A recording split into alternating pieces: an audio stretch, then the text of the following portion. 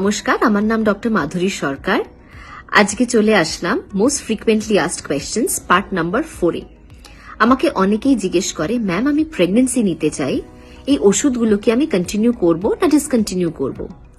এটার উত্তর হলো, যদি আপনি প্রেগন্যান্সি নিতে চান বা যদি আপনি অলরেডি প্রেগনেন্ট আছেন আর আপনার কোনো সাইকিয়াট্রিক মেডিকেশন চলছে, তাহলে ইমিডিয়েটলি আপনি আপনার অবস্টেট্রিশিয়ান আর আপনার সাইকিয়াট্রিস্টের সাথে যোগাযোগ করুন।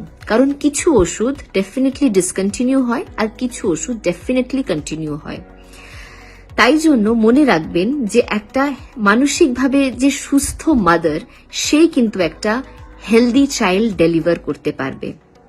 মনে রাখবেন, থ্রু আউট প্রেগন্যান্সি একটা মহিলা বিভিন্ন রকম হরমোনাল চেঞ্জেস দিয়ে যায়। তাই তাদের পাশে দাঁড়ানো, তাদের মানসিক সাপোর্ট হয়ে দাঁড়ানো খুব এসেনশিয়াল। আর তাদের যদি কোনো রকমের মানসিক সমস্যা হচ্ছে, অবশ্যই একজন সাইকিয়াট্রিস্ট কনসাল্ট করুন। Thank you.